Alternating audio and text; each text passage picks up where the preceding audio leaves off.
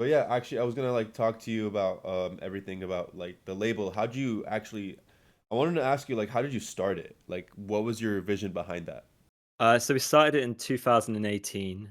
Hmm. It was me and my friend and co-producer CMD 094, Hmm. who is a guy who lives in Ukraine called Misha. Hmm. And basically, we made an album together over the course of about 4 or 5 months, sending it back and forth, and then we were lined up to release it on this label called Blood Honey. And at the time, like Blood Honey were my like favorite label. They had like, I don't know if you know them, but they had all this amazing stuff on.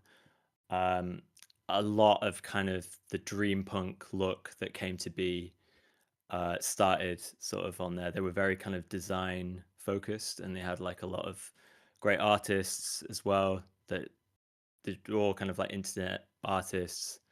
And yeah, they had like the Obi strip and all this sort of stuff. And this was about kind of 2015, 16.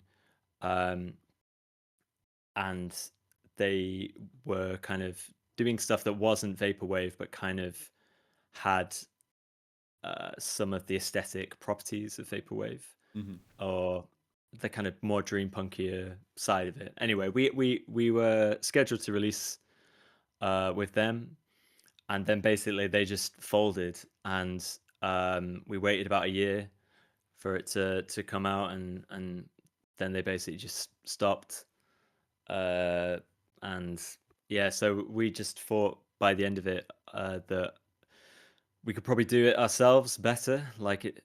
We were seeing there was a lot of kind of good labels around at the time, but it didn't feel massively like there was anywhere for us to be like a natural fit other than Blood Honey. So um, so yeah, we just thought, well, let's see, and let's just kind of do it ourselves. And so we didn't really ever start out with that kind of idea to do that. But the more I kind of worked on it, the more I realized the kind of art of curation is like a really rewarding and like excellent kind of fun thing to do. Um, and it just gave us so much more control as well over kind of like how we wanted to release it. Hmm. And we'd had some kind of pretty uh we'd had some conversations about things like album artwork with Blood Honey, and they wanted to put like a Japanese schoolgirl on the front of our album, Okay. which we did not want. And it was because basically we'd seen their sort of design stuff, and we thought, yeah, you know, run with whatever because it was such high quality. I think what we didn't realize at the time is a lot of the artists were bringing their own sort of design and artwork. So yeah, we got this kind of pretty sketchy, quite pervy, like you could almost see up her skirt type thing, and we were just kind of like, no, I don't think that's how we want to kind of go with this. It didn't really suit the album at all. It didn't really kind of feel right at all. So yeah, when we got to kind of release it ourselves, there was just it just felt like it was nice to be able to kind of fully invest in the kind of personal vision we have for the album. Yeah. No, I kind Uh, of see like how that can come off as kind of weird, especially with like pervy sounding like looking at album covers. It could kind of like if that's not like your style or your niche or whatever, then it just comes off as wrong in my, you know what I mean? Like some people kind of make it their yeah, personality, but it just kind of it is what it is. yeah. I mean, I think for the right theme or whatever, then that sort of thing is, you know, it is whatever. I think for me, it just kind of made me realize there was a disconnect in like how we saw the album to how maybe they saw the album, um and the kind of vision that we wanted to kind of to give out, if you know what I mean. Hmm. Like our vision of the album didn't seem to kind of correlate with what they wanted to kind of brand it as. Yeah. So yeah. No, totally. Actually, I want to build on this like this idea of vision. So, how would you describe that your current label right now, like Pure Life Records? How would you describe the label's core vision and sound? Uh, I mean, that should be a really easy thing to answer, right? But it's not particularly because I'd say, I mean, it depends on kind of like what your scope of reference is. I think broadly, I would say it's electronic music. Um, and to because we basically have two schools of thought, like with people that I talk to about the label. People think it's either like too varied in terms of like the styles that we put out, or it's too niche or whatever, and they kind of but it really depends on who you're talking to. Hmm. um I would say that, broadly it's electronic. I'd say there's generally well, I thought about it a lot last year, and I kind of the thing that I use to kind of sum up everything that's on the label is high tech, lo-fi, sci-fi, because I think every release pretty much falls into one of those subcategories. I think sci-fi is something that kind of really uh, permeates through every release, and then there's a lot of lo-fi stuff on there as well as. But I like to think it's kind of high tech, so it's almost like kind of retro futuristic in some regards. Oh yeah, that's kind of cool. Like kind of seeing like that futurism. I feel like that's like a huge thing that's kind of going on right now. There's like a huge like I guess Y2K futurism like style coming up. So was that aesthetic something that you kind of created intentionally within your brand, or is it something that you kind of incorporated from the artists that are signed? Yeah, I guess it's definitely a bit of both because I think that like when we first started the label, a lot of the people, like artists we were working with, were working in like a very anonymous like capacity. So it became kind of like we became like it became almost like curating an art gallery or something like that, in Hmm. that you wanted to have things that were very complementary to each other because people were looking at the label to kind of introduce them to newer stuff, or people that weren't really kind of brands in their own right. um and that was kind of, that influences obviously from like burial and aspects of vaporwave as well, where people, this concept of like letting the art speak for itself, as opposed to, I mean, there was a big thing like in 2017-18 when we first started. There felt like there was a big push in kind of mainstream electronic music, based around like identity politics, Hmm. and some people just didn't vibe with that, and they wanted, and I think part of the what we were looking at to do is just like let the art speak for itself. So yeah, I think also we want artists, or we wanted artists that kind of shared the same sort of kind of vision, and or would fit into the aesthetic that we were doing. So for instance, like when the logo that we have, when we designed that, like that was kind of supposed to be like a neon sign sort of style, and it was inspired by like a trip to Japan, and they have this area in Tokyo called Love Hotel Hill, and it's what it says like on the tin. It's like a whole area which is just love hotels, and these are places that people kind of go to like live out fantasies and have like illicit affairs and essentially kind of role play Hmm.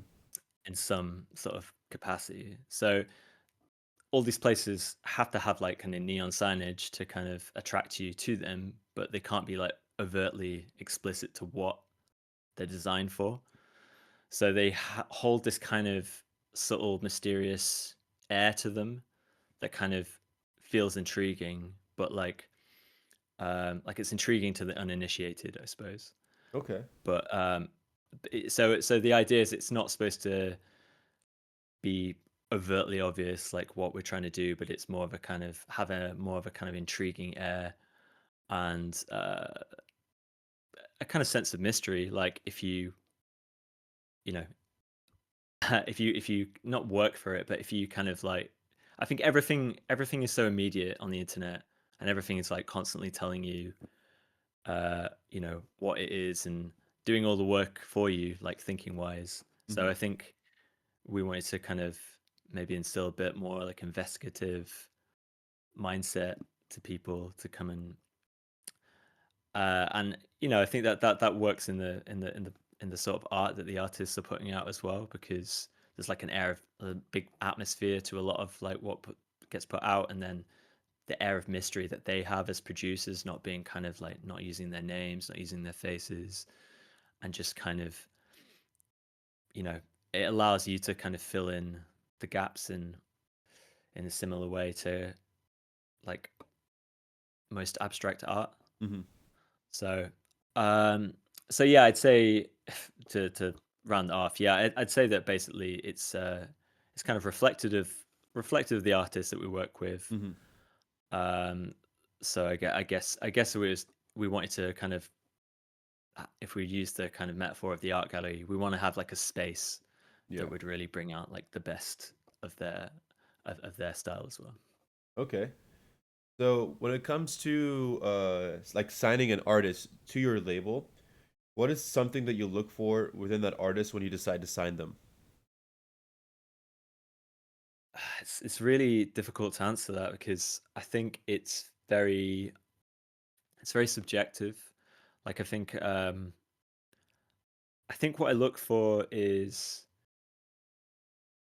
like that they are at least on the path to kind of having a level of kind of realizing what they want to do. Like, so if someone sends me an album and it's really good, but all the tracks are like entirely different styles and they're still essentially kind of finding themselves and trying to figure out like what it is they want to sound like and everything like that, and it doesn't have a cohesive feel to it, I'm probably going to wait until they have more of a concrete idea of what they want to do, because I think that the kind of slightly um, lame answer is I really like to feel honesty in work, and that the people are doing it are kind of like they're doing it almost like because they have to, and they have like a very certain style of expressing themselves. Like they're not just kind of jumping on trends or like not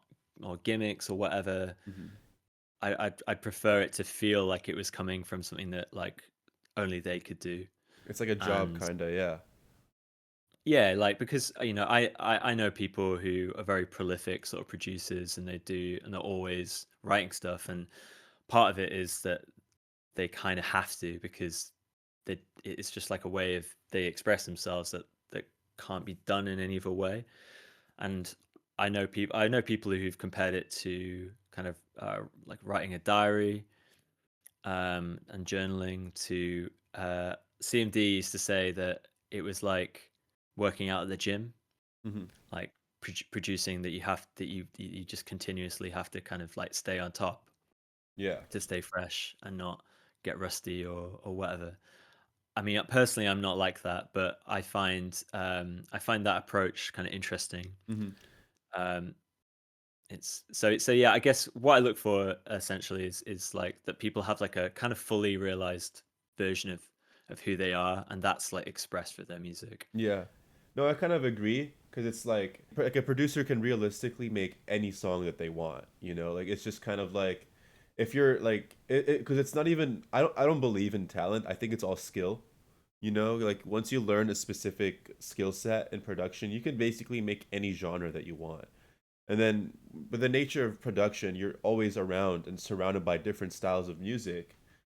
So it's like one day you want to make like hard rhythm and then like dubstep and then like ambient house and then like a rap song. Like it's just like so like I feel like a lot of the struggle when it comes with production, and this is something that I learned as a producer recently, is you have to curate your artist page. Like okay, like if I'm gonna listen, for example, to a song by Dustbx, what am I expecting? Versus if I open up a song by X artist, what am I expecting? It's gonna be like either a rhythm song or a house song or a whatever genre of electronic song.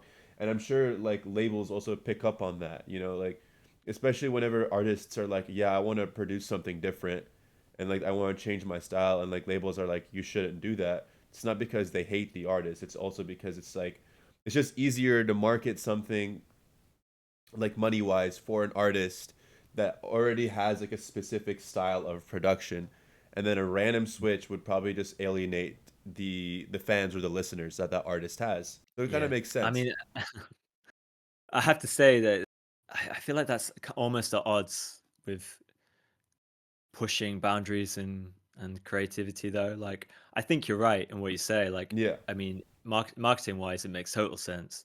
And the way that a lot of kind of internet creators work is they find something that works and they will just do it over and over and over and over and over and over again. And that's kind of becomes their brand.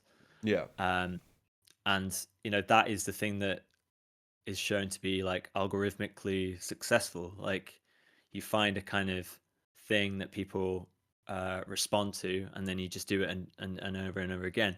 I guess the problem with that in a creative capacity is like, how do you push forward to new realms if you're just kind of and I think this is also a problem with like there's a real obsession with genre in electronic music on the internet.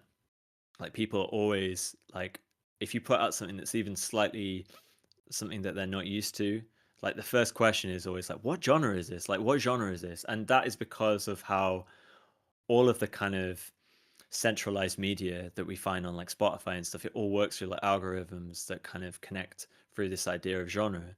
And on paper, it makes total sense because it's kind of like, oh, if you like this guy is the same genre, so you'll probably like this guy as well.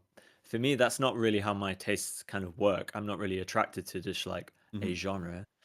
Um, and I think, what does it say about kind of artists that kind of exist on the periphery of genre, or they kind of, they do want to change? Like, I always think about, say, like, if you look at, say, like Radiohead, Hmm. as like one of the most successful bands ever, like, if they'd done like, however, I think they're on like their eighth album, seventh album, something like, if they'd done like 8 albums of Pablo Honey, like no one would like them because Pablo Honey was shit and basically had like just had creep on it, Hmm. and the rest of it was kind of like they hadn't really found what they were doing yet. So and every album they release is it was kind of like a different step in the evolution of their sound. And I think but yeah, I think it's important to kind of do it on your own terms. Like maybe you're happy to kind of just like really master a sound, really drill into a certain style of music and just keep on doing it. Um, I just wonder at what point like you. I feel like if you want to try a different sound or if you want to try like change like the direction, like you should totally be free to do that because you're the artist and you get to make the rules, not the labels, not the fans. you know Hmm. you're the creator. So I think Yeah.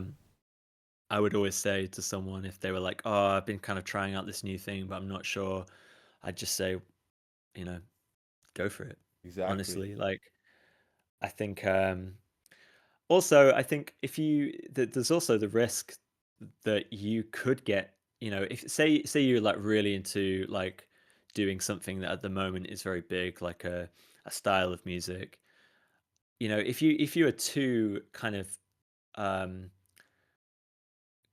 if you're too kind of like restricted by that, you know genres and tastes and stuff, like they come and they change and they go in cycles and what have you. But you know the likelihood is you will get kind of left in the same space as that genre gets left when people get sick of it or it gets oversaturated. Hmm. So I would always say that like your goal as an artist should be to try and transcend those things. And Yeah. even if you're kind of known for being a certain genre, that you kind of really try and make it your own so that Hmm. it's your own like, sort of uniqueness Exactly. above. I guess that answers the other question that you asked before, which was like kind of what I look for. I definitely look for that. Like I look for what I would consider to be staying power. I guess another way is like a kind of timelessness to Hmm. it. Um, but yeah, you're totally right in that the biggest. the biggest thing these days is that like, you can make anything you want. And especially with all this kind of generative AI stuff coming in, it's easier than ever to like just kind of say, "Oh, make like a hip hop track or trap or Hmm. whatever," and it is just there. And really the kind of one of the things that you have to do as an artist is really kind of go through um this journey of restraint and kind of understand like where the kind of boundaries of what you want to do is, because you really can pick and choose whatever you want. Like, you can with such access to everything, you could just pick and choose whatever you want from like any genre and try and slice them together and make something completely new. Um, but I'd say there feels less emphasis on that, on doing something like that, than existing in this kind of more nostalgic, trying to capture a kind of mood that that people resonate with more than trying to find like a kind of futuristic sound at the Yeah. moment, in my opinion.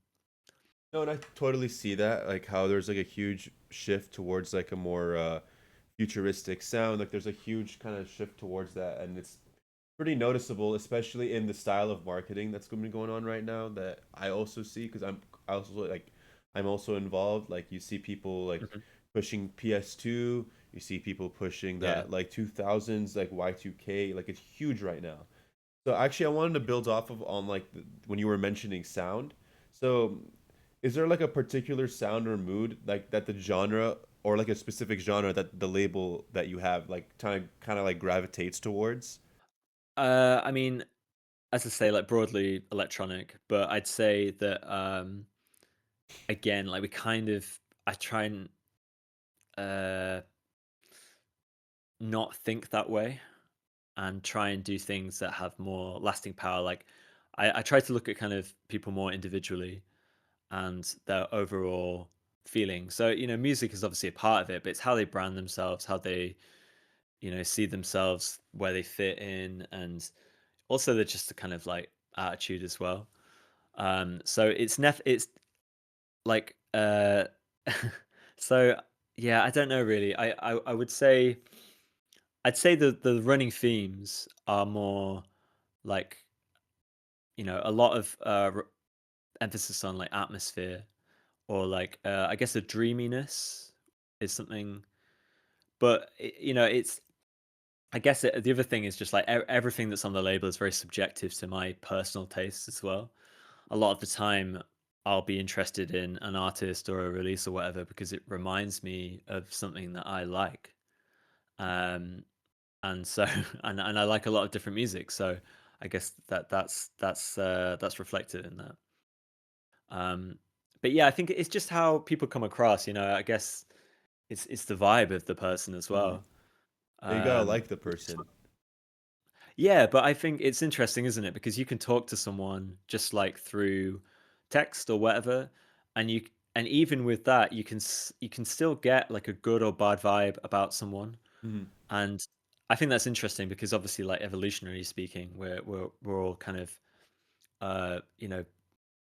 geared to look at people's body language Hmm. and all this sort of stuff. And it's funny that even if you remove that, you still can kind of You have a feel if gut someone's stomach kind of, thing. yeah, it's definitely like I mean I have a big I rely on my gut a lot when it comes to working with people, and um I'd say like 95% of the time It's it's on right. point. Yeah. Yeah, yeah, So when it comes to your process and your like operations throughout like operating your label, like what's like your release process from like demo to drop? it really depends on the release, and the artists in question, really, because some people are very multifaceted, or they have like a very strong vision of what they want, um, and they can do everything themselves. And they've got like they so not only do they kind of make the music, and it's mixed well, and it sounds good as it is, and the track list is curated and all this sort of stuff. So you really get people who are on both sides of that. So for instance, the last release we put out, which was by 36, the guy is just like, he does everything himself. He does the artwork and everything, and when someone has like a vision that's as strong as that, you may as well just let them run with it. He's been Hmm. producing for like 20 years, and he knows exactly what he wants. And I'm not going to stick my sort of oar in, Hmm. um, because I just think it would be counterintuitive to do so. Other people that we've worked with are completely opposite end of the scale. They have like, I mean, we've released albums where I've just been kind of given 30 tracks and told to make an album, and that's the kind of first and last thing, their first and last involvement. Because some people, they just want to make music, Hmm. and others are kind of more, they can work across like various disciplines, Yeah. and that's like part of them as an artist. Hmm. So yeah, it really depends. And then I guess the other thing is just like the scope of how ambitious an album is. Like we've I don't know if you've ever come across our compilation that we put out a couple of years ago. It's called Emulator. Hmm. That's very so that one was the whole concept of that. It was like a various artists compilation, and it's all around this kind of theme of being like a demo disc that you'd get on the front of like a PlayStation magazine in the 2000s. Hmm. And on those demo discs, you would get like videos and playable demos and just like random kind of extras and stuff like that of things either in development or you know just about to come out. And Hmm. so we wanted to kind of take that idea, and so we I think it had 15 tracks. So we made 15 separate like music videos for each one, each by done by a different kind of video artist. And then we kind of linked it all together with these excellent sort of kind of segue pieces and like a kind of like a fake like menu screen and all this sort of stuff, which Yeah. was done by this really talented guy called CCTV, who I think works out of New York. Hmm. And so the package, and then we released it like in a kind of double CD, DVD. In fact, I've got it over here if you want to see it. Yeah, sure. You Um, can bring it two up. seconds. So yeah, so we had it in these, and these used to be the actual kind of double discs Hmm. cases you would get for PlayStation One. So, and then we kind of designed the discs as well to look exactly like the demo discs, and Oh, those are you dope. know, yeah, and then it came with like a little manual, like this, like you would get in the games, Hmm. and then so like that. So, and it had like black back CDs as well. Like, ooh, Hmm. fuck it. um, but yeah, it's so yeah. I guess with that took like a whole year to put together, Hmm. on and off, because you're working with so many different artists. Such like it's really kind of ambitious sort of like idea, to kind of do that much work for one release. Hmm. Then all the physical designs and stuff. Um, yeah, so sometimes it can take a really long time, and other times it just takes a while for the idea to really come together, or you try an ambitious idea and it doesn't really come together, and you've got to kind of figure out a different way of doing it. Like we tried to do a release once that had a graphic novel attached, like a short graphic novel, um, and it just never really came together. So we ended up doing it as like an interactive novel. Um, so so yeah, it's just kind of, so releases can be on ice for as long Yeah. as like a year, I think. But it really depends how quickly things come together. Sometimes it comes together really quickly. Other times it's more of a kind of uh, stop start journey. Hmm. But we pretty much never give up like on an idea or a release. Like I'll never not release something. Oh yeah, but I wanted to build off on that a little bit more. Like, Because you're saying like Yeah, how yeah, like sure. releases take like a year or take like a week if it's like if everything is right.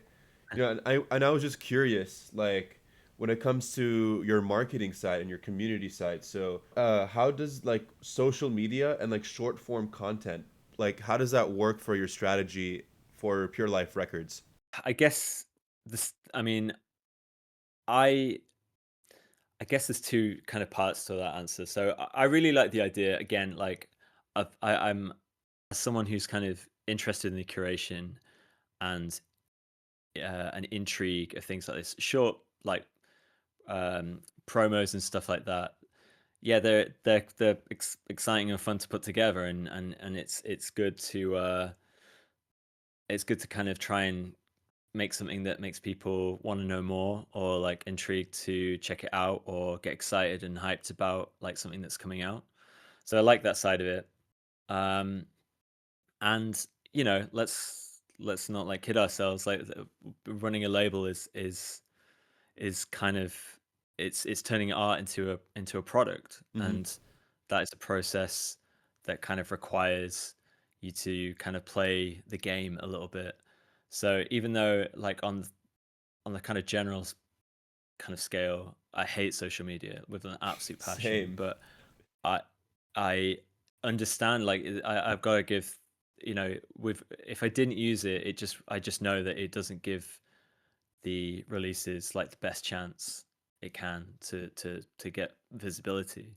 I tend to like I'm not willing to do certain like I'm willing to play the game, but only to a degree. Like I don't want to feel like I'm compromising our integrity or the artist's integrity by doing something that I know would get like more coverage for the sake of the coverage. Mm-hmm. Like it's got to be within keeping of the themes and feel like we're not just kind of doing things with the wrong intent, Mm-hmm. if you know what I mean. Yeah. But we're a very visual label. Like we've got loads of like full visual releases. We've made a video game before, like a RPG, um, and so and a lot of the kind of inspirations of the label are from cinema and even kind of publishers. Like I'm there's lots of kind of influences that come from outside.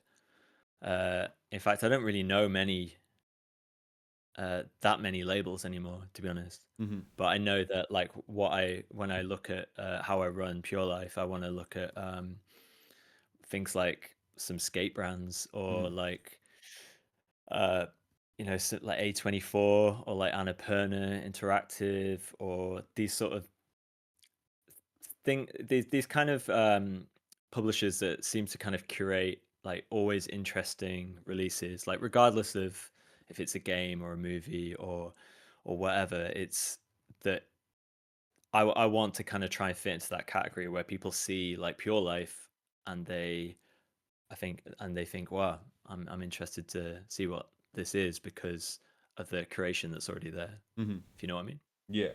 I think there's a lot of like stuff at play because like kind of how you mentioned like you have to build a lot of integrity. That's something that I'm kind of learning how to do because like I need to make sure that like me personally like speaking from the artist's perspective like sometimes less is more, you know, like and I used to this is someone who Sure. used to post like an edit every day like or two edits every day and I'm just like this is not gaining the traction that I want.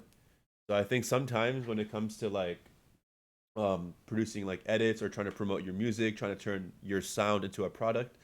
There's like a lot of stuff at play where like the more time you spend into like for example making a video edit to promote your song, sometimes honestly it can take off and do much better, you know? And Mm, that's something that I see a lot in like different artists that are successful. They don't post every day.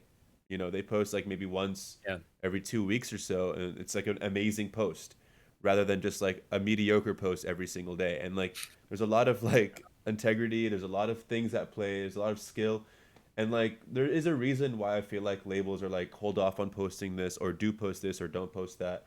Because sometimes like the artists won't see it. They're like, this is an amazing, like, whatever. And then the label will be like, Mhm. hey, hold off on that. Or maybe do post it, or maybe post this instead. Like, there's a lot of different things that kind of come into play. Absolutely. I think it's it's really interesting because weirdly, like I'd say the two kind of, well, arguably biggest people we've worked with have no social media. Hmm. So I think even having no social media can kind of work for you if it fits in with the kind of brand that you are um, putting out there. Hmm. So I think it. I think it's about consistency, and I think it is about, does it make sense, like thematically, like within the brand that you're kind of showing there. And so, I, my girlfriend's like in marketing, and so is like a few of my other friends and stuff. And we know what to do, like in terms to get like to the what the tactics are to like get the big numbers and the Hmm. big exposure, but it's not something you'd want to do. Like it's stuff that either would take a hell of a lot of commitment because you're like just having to kind of essentially work on it full time.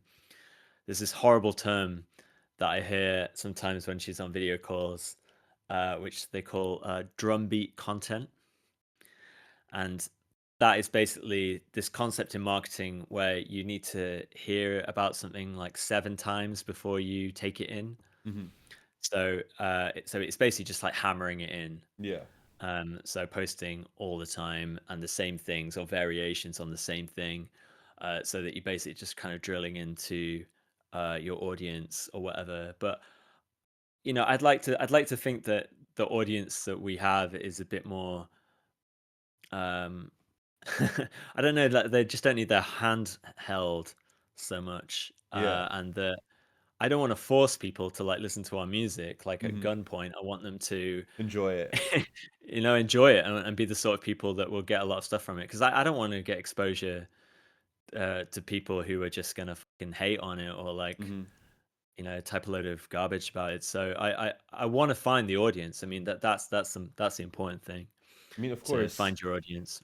yeah, hitting Doesn't a really There's no niche. real right or wrong way to do it. Exactly. I think you're right there. Like I think people that post every day, all that sort of stuff, I think that can work in the short term, but I think you're in danger of kind of oversaturating your brand. Like if Hmm. people are seeing you every day, or they're gonna get sick of it eventually. They might be really into it for a while, but um I think it's better to be a bit more precious as like an artist. I think it's hard though, because if you want to make a living from music, you know, it, the likelihood is that you do need to be putting something out every few months, Hmm. and that's quite a lot of pressure because you need to be a certain sort of kind of producer to be able to do that and Hmm. it feel like you're not just churning out the same thing over and over again. It's not like meaningful, you know what I mean? Hmm. So so yeah, I basically think that it's up to the artist. You just kind of like go with your gut and stick to, and just make it consistent. Don't be like all over the place. Don't be like posting every 5 minutes, 1 minute, and then not posting for a year. And then it's there's got to be some thought behind it. Hmm. But I think it's, if as long as it works like thematically within the kind of thing you're putting out, then I don't think there's particularly a right or a wrong way Hmm. to do it, as long as you're not too extreme either way. I think that's kind of there's some truth behind that. There's got to be some sort of like consistency. Consistency is always like the best thing to see when it comes to like looking at artists, whether they post every month, at least it's every month, whether they post every day, at least it's every day, whether they post every year, at least it's every year. You can't post like 5 posts a day for like a month and then go ghost basically. I think that kind of looks weird. No. So I want to change the gears a little bit. I want to talk about maybe collaborations and networking.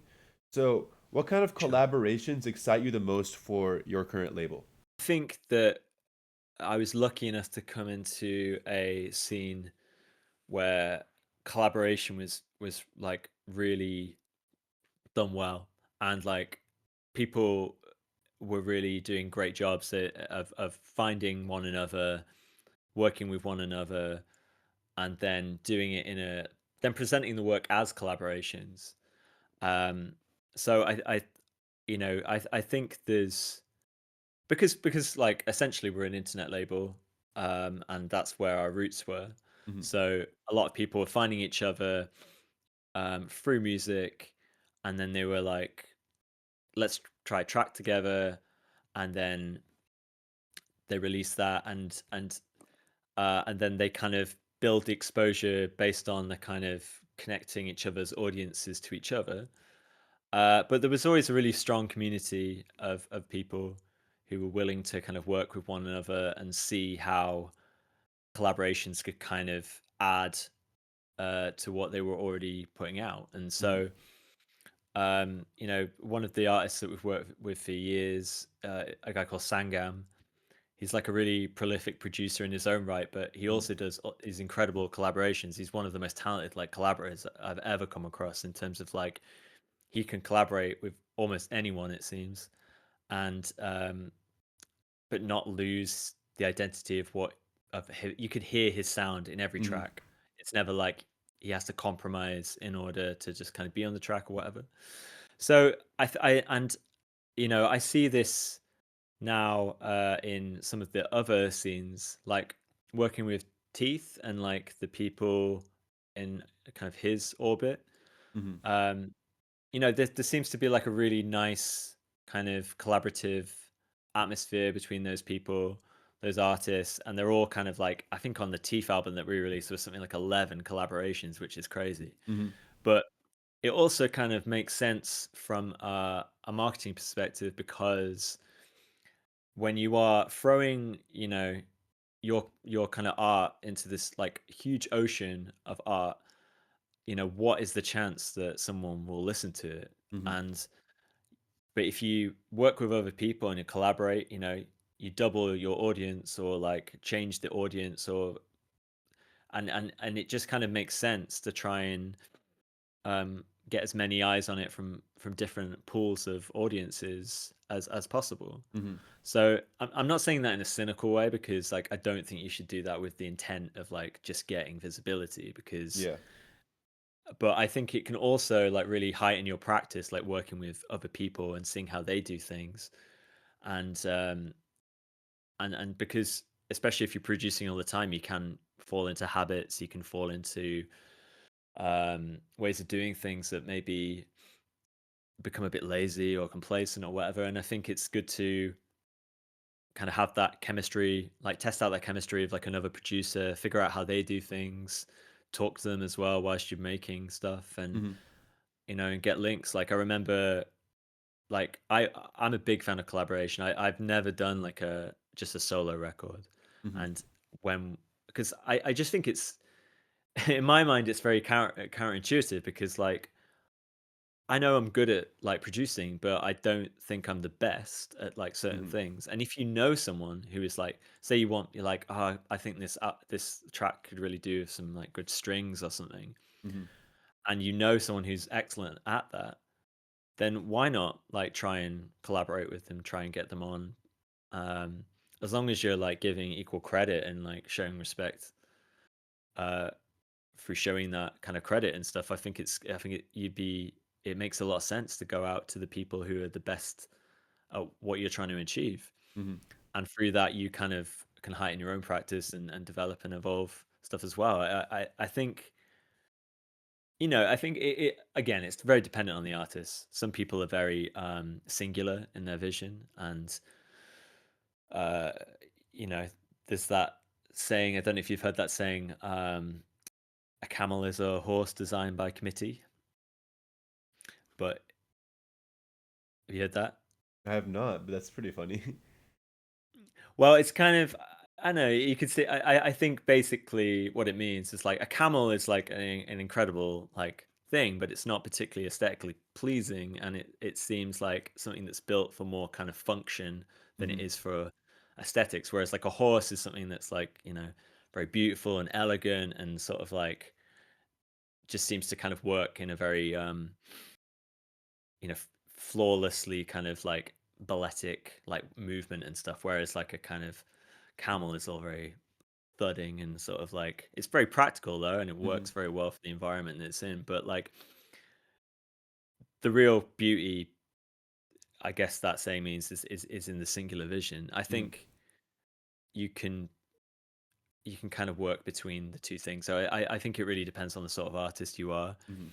and also like how willing you are to give up creative control to things, how well you are at kind of like working with other people and getting the best out of them. So Hmm. I think it's a great thing to work with people, and especially like in the early days, it never hurts to try out a collab, and if it doesn't work out, it doesn't work out. Hope it doesn't. But I think it's also great for just developing relationships with other artists, Hmm. and I think it's just really good for being the starting point for creating communities as well Hmm. of artists. People who kind of can go to each other to find out like technical things or like get advice or feedback or whatever. Yeah. No, and I kind of agree to a certain limit, like when it comes to collaborations, like there's a lot of stuff that I've learned from other producers, like they're just better than me at some things. Whether like it's mixing, mastering. Like I don't think I would be as good of a producer as I am today if it weren't for the community that I'm in. Like sometimes I'll hop on Which, like random Discord calls with like people that I barely even know, and they're like, "Yo, check out the song that uh, I made, and it just sounds amazing." And then I'm like, "Hey, like how did you do this or how did you do that?" And it's just like there's like certain things where it's like you learn things, and it's not just that. And like even that, like a lot of these artists are also great at doing other things. Like for example, I know a few artists that also do their own video edits, and I wouldn't be doing my own video edits if it weren't for them. Like I learned so much just from being yeah, involved in these spaces. And when it comes to collaborating with people, there's like a lot of like weird, like there's like a lot of like weird stigma around it, because there's like a lot of people that are like, oh, you only want to like you want to collab but like you don't have a refined sound, which makes sense, or you want to collab but there's a clear big difference, for example, in like even in numbers, like streaming numbers, like that also is kind of a thing. uh-huh. There's also like a lot of different things, and like some collabs take like months, some collabs take like a day. Like it just kind of depends on the artist and the person. There's like a lot of depending factors. It's hard to put like, for example, like a specific time frame on a collab, because sometimes people just put it off. And like as much as you're like, oh, like let's work on this now or let's work on this later, like there is no like time frame, and you can't rush it, because it's all part of the process. And it's just like one of those things where it's like really hard to put like a time frame. And like me personally, my mind like thinks like, okay, I want to schedule an album for this day. I need to have X amount of tracks done by a month prior. So I have a month to prepare, for example, promo or whatever. So it's like Yeah. I can't really expect the same out of other artists, because they're not going to play by my schedule. They're going to play by theirs. And it's like there is like that weird stigma around it. But yeah. Yeah, So, I think I can understand what you mean, and I think yeah, essentially it's just finding out if you have chemistry with another artist, right? mhm, And like sometimes you will find, like I've been really lucky to find a lot of artists that I find it almost like instantly kind of hit it off, and but you find your roles within those relationships, and you kind of like, well, which of us is the more organized one here, which one is the person that's going to actually kind of get it to the finish line, other things like that. And then I guess the other thing is that you can really like a lot of the collaborations that we do as part of the label are kind of working across different disciplines. So as I've mentioned before, just like the videos, the video artists, and the like interactive stuff that we put out, these are all things that kind of potentially like heighten or help contextualize, like, because music is a very abstract form mhm, and it's very kind of subjective to people, but if you can give them like other it's basically kind of like getting other people to interpret it as well, like, and I think like the visual medium is a lot easier to kind of interpret than the music. mhm, So it can sometimes help people kind of get an understanding of the context of the release mhm, and give it maybe even a different dimension. So I would say that you can try. I don't think any artist like comes up in isolation. Like even someone who sits there and studies videos like all day, all night, and kind of crafts like without talking to anyone. I just feel like if you come up in isolation, it's either that you have an insane amount of money or industry contacts. Um, I think everyone else needs to kind of come up through communities, be Hmm. inspired by each other as well. I think that's like a big motivation for kind of producing. It can be just being inspired by other people. It can be like almost a competitive edge as well, like angle of like, and healthy things that kind of like that motivate you to kind of push yourself to produce, maybe your best work. Hmm. And I wanted to get more into like your label and stuff. So Yeah. I want to ask you, what has been the biggest challenge in running your label so Oh, far? big challenge. I think the biggest challenge is honestly navigating how much the internet has changed. Hmm. Like within the kind of well, I think 7, 8 years now that we've been doing it, and even in that time, um, what I've kind of seen. I mean, I've seen it like as like a bigger shift in my lifetime is how the wild wild west of the internet of old, and how everything was so decentralized, and like you'd go to forums and stuff to find people who were into the same like niche interests and stuff. But in the kind of last sort of I guess when did Twitter come along? About 2012 or something. But around the time where these social media platforms became, they essentially kind of started to re-centralize everything. So you had, people would have websites, people would have these things, and even like things like MySpace and stuff would be heavily like customizable. Like I remember I had a MySpace page where the border was like insanely thick, and it played this just like horrible digital noise as soon as you went on it. And Hmm. it was just like you could be, somewhat, you kind of inflect your own personality on it.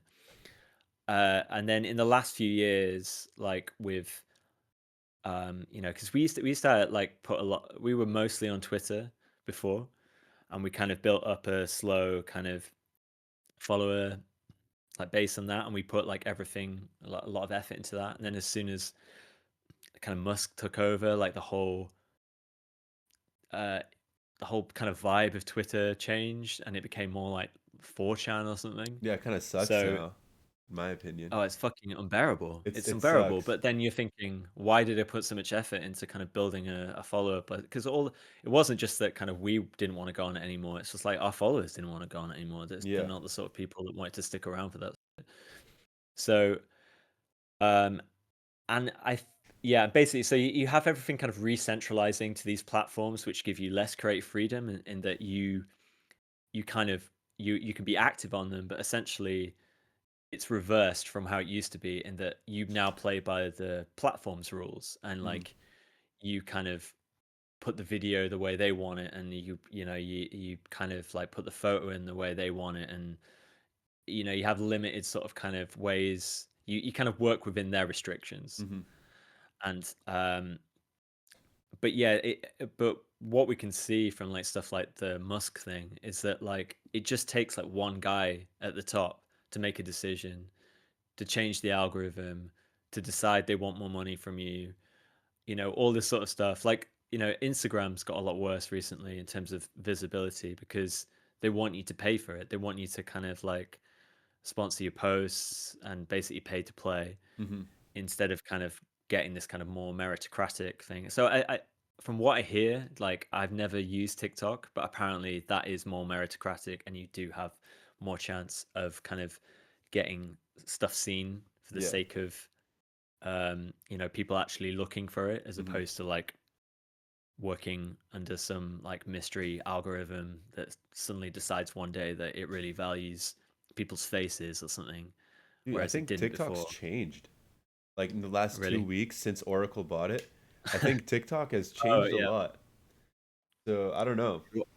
Who are Oracle? Or Oracle is the American company that bought TikTok. Because I don't know Uh, if you've been like watching the news, but there's been a war like the past like 3 years where like the U.S. government has either trying to ban TikTok or like try to get some oh yeah. American company to buy TikTok, and then Oh. like Oracle managed to buy it, and like I immediately could tell the difference, like through algorithm, through everything.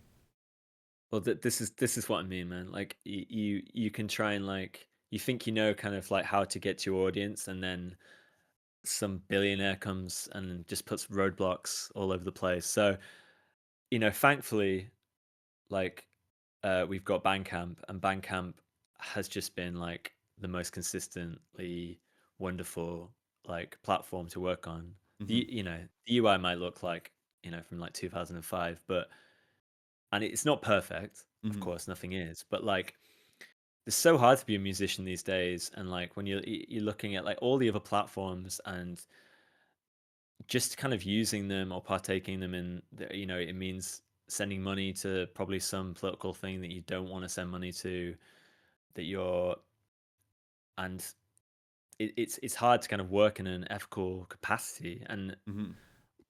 and it also you also feel like you're actively working to devalue the art that you are trying to sell, right? Hmm.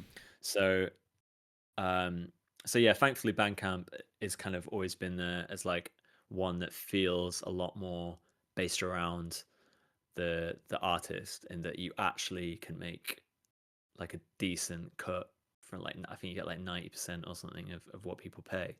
That's really good. Um, Yeah.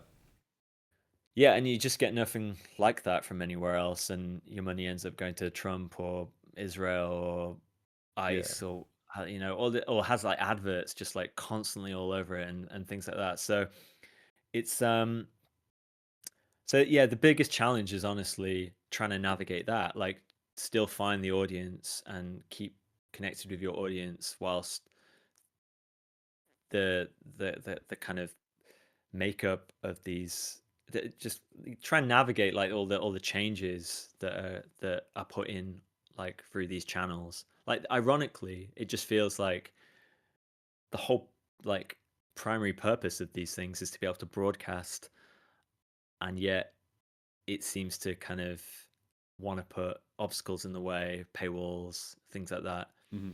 And yeah, it's so that's been really hard to kind of and I guess just music in general is quite fickle. Like people kind of follow trends, and they change their minds, or they grow out of it, or you know.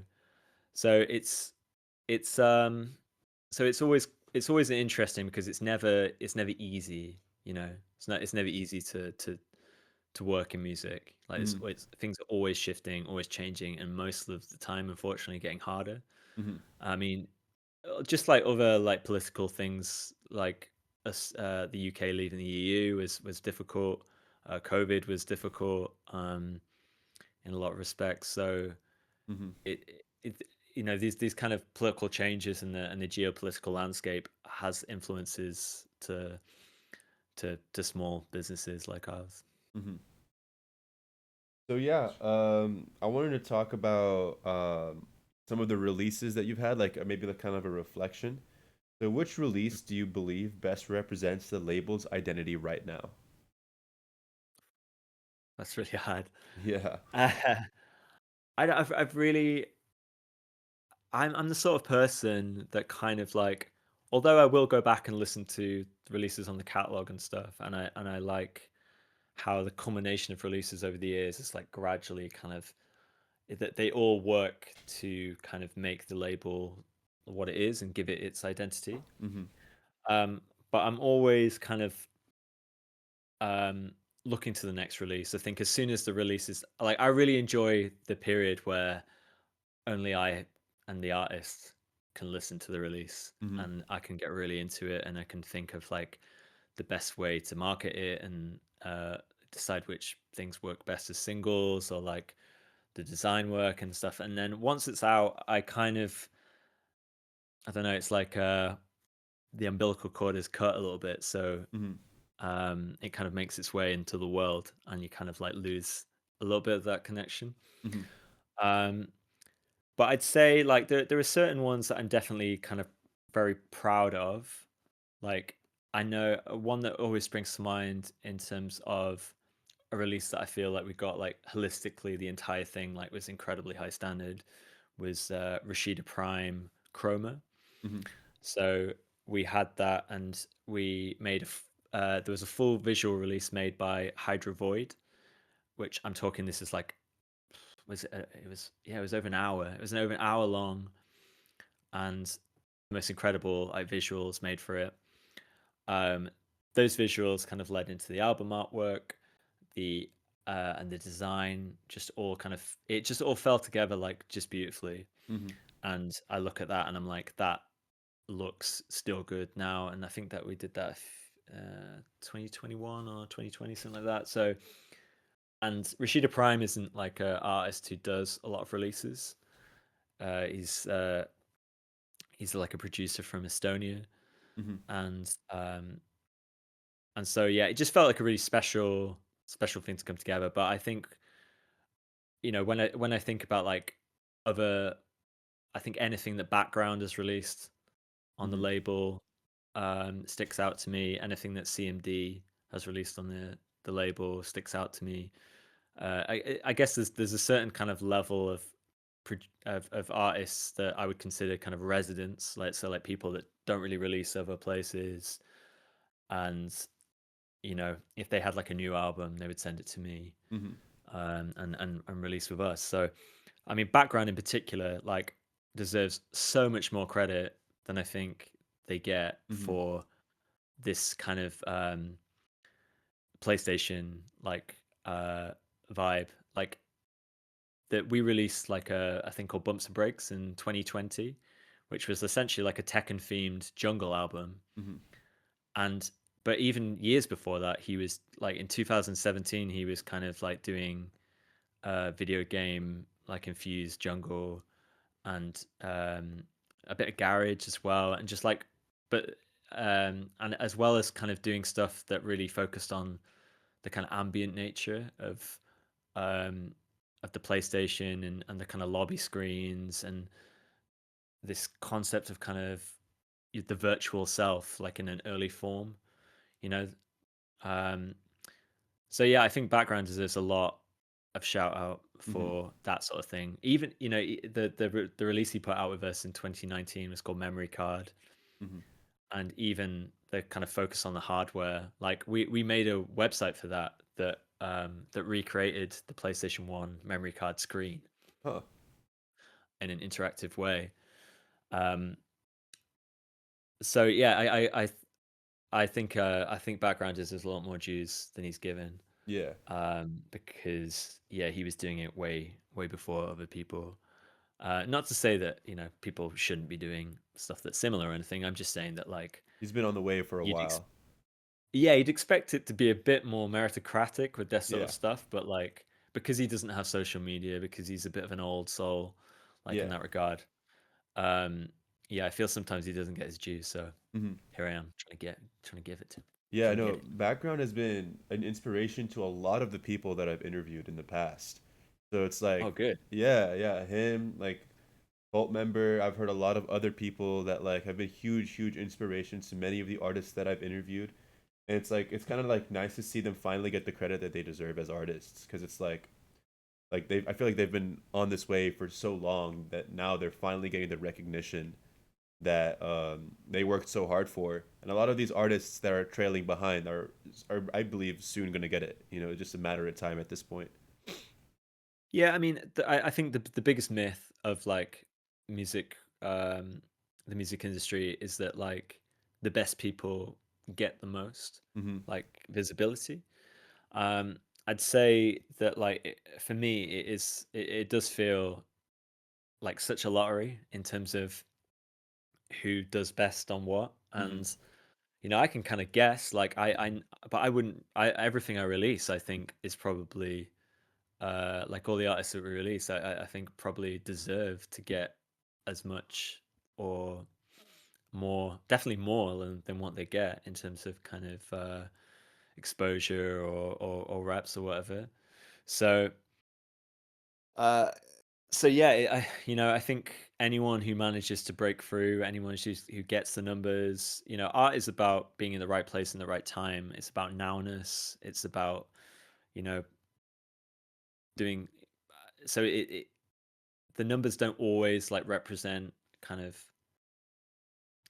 uh, how do I say this? It's kind of the numbers don't always tell the full story, if you Mm-hmm. know what I mean. Like if you had there are I could give you an entire playlist like of 1,000 tracks that all have like under 1,000 listens Mm-hmm. on Spotify that are worth your time, you know, like um and yes, I guess it's just it does feel like a lottery in that respect. So if people aren't getting the numbers and stuff that they think they deserve, sometimes it's just about finding the right platform for you as well. Like I see all these numbers. Like one thing that you can't ever like that you get so much of in this day and age is just data. Like and you get so much of it in like in spot on from like Spotify for artists and Mm-hmm. like we have this thing called CMS, which is like all of the streaming stuff kind of combined.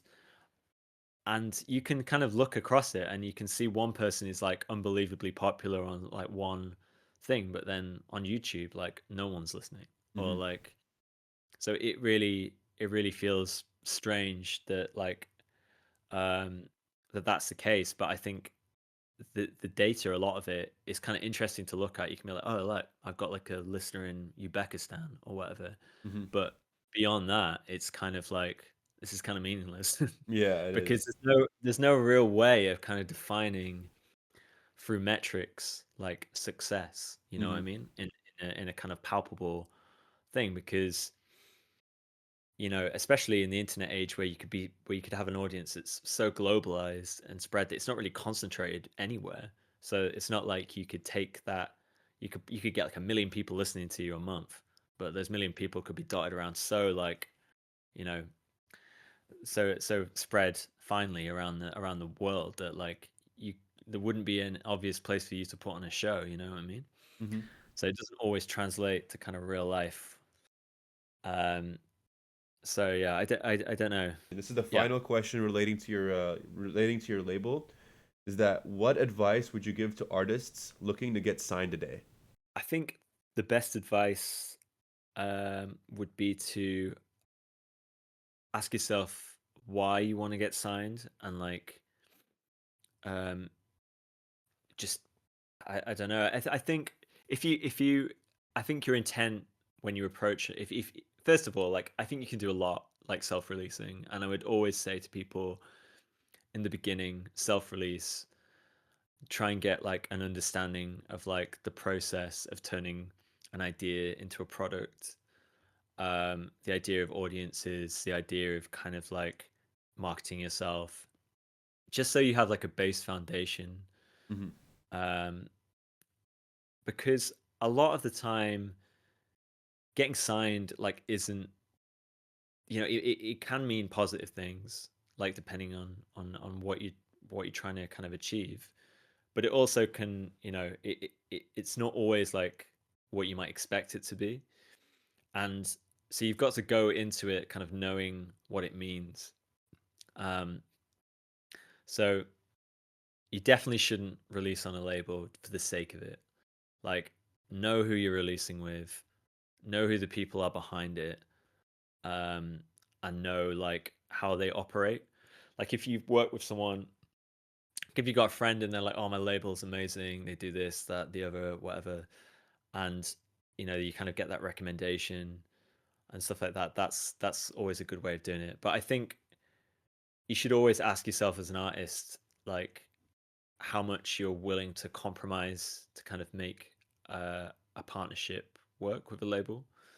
So, yeah, I think it's just about asking the question and not being like trying to rush to release on a label for the sake of it. I know it feels like maybe more legit to have something on a label because it kind of gives you a level of validation that like someone else is willing to invest and like back you. Mm-hmm. Um, Also, yeah, I'd say like if like the people I want to, who want to that I'm most interested in working with is people that understand what the label is, understand, you know, and most of the time it's because they like some of the stuff on the label already.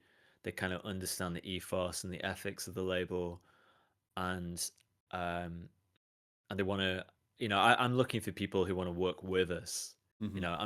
I don't want to just like I'm not interested in like working for artists. Like I want people to like collaborate with and invest in that kind of collaborative spirit. So Um, so yeah, it's also just the intent. Like if your intent is just you want to sign with a label because you want them to do all the work for you and you because you can't be bothered, or you want them to fund a vinyl release for you that you can't be bothered to like save for or whatever, then I feel like that's the wrong intent. Like you shouldn't be going to a label um, to basically get them to pay for something that you don't want to pay for.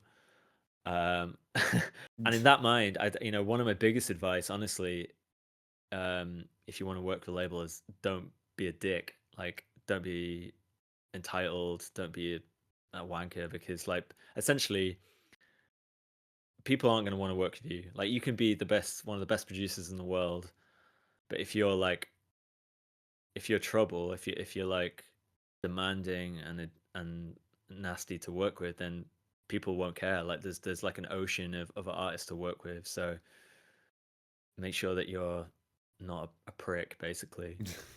Um, as obvious as that might sound, but yeah, I think it's about like finding the right place for yourself, and if you can't find that place, then I think it's always best to, you know, if that place doesn't exist, like for your music, then the best thing to do is to understand that as like an opportunity to kind of fill that hole in the market, as Mhm. opposed to trying to compromise to fit in with something else.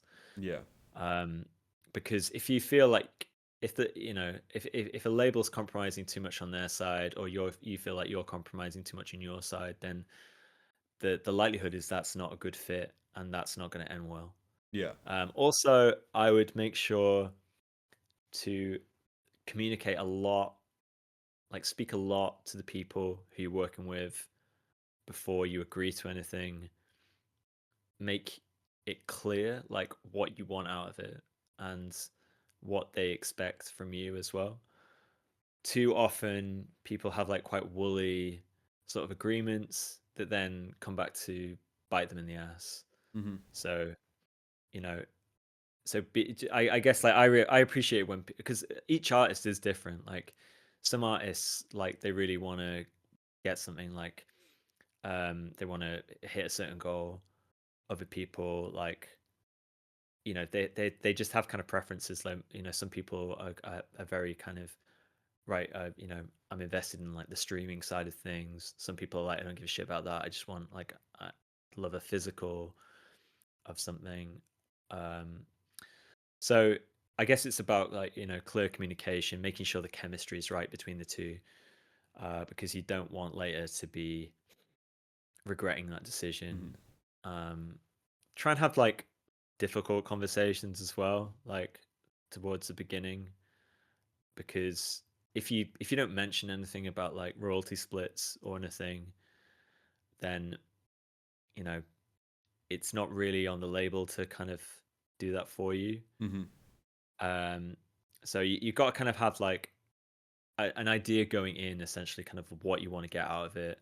Also, I think it's a big part on the labels side as well, to kind of let them um like temper expectations, because if you're working with a label and you're like, I really, I want to explode and I expect you to do this for me, then they may not be able to do that. So I think it's about understanding kind of what you're getting into, Yeah. essentially.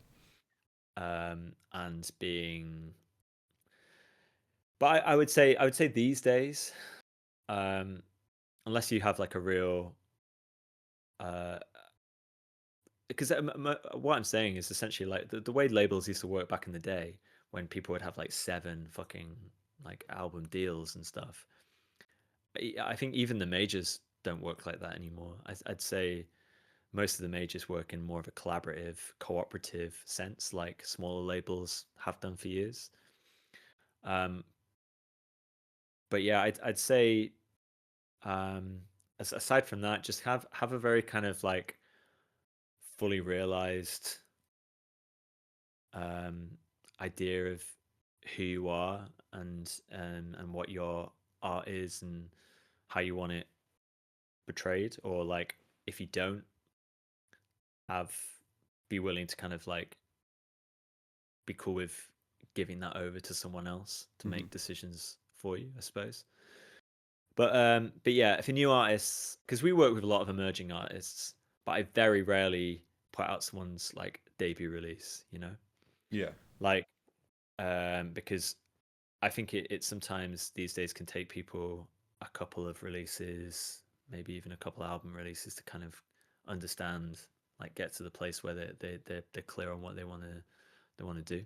Hmm. But yeah, Yeah. Like. I don't think there's a secret to being signed or anything. I think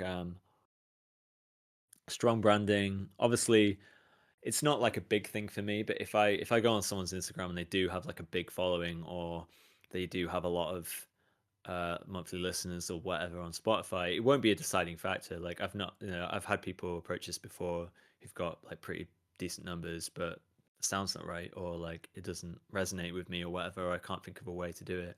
Hmm. So, it helps to kind of show that you can grow an audience. I mean, that's always a positive because, that does some of the work of the label already. But Yeah. yeah, I think, for me personally, it's like I want someone who wants to work with us because they like what we do and how we do it. And that it's not going to be a case of like they're going to expect us to do something Yeah. that You're not doing like all the work basically. yeah. Yeah, I think well, I think it's fine for people to kind of it's just this kind of it's more the intent, It's the intent of Hmm. like I want you to do it because I respect that you're good at it, Hmm. as opposed to being like I want you to do it because like I'm bothered Yeah. or whatever. But yeah, hopefully that's good advice. Yeah. I mean, I think that's all the questions that I've got for you today that I've prepared. No, good questions, man. I enjoyed them. Yeah, of course, man. But yeah, I think that should be it for today.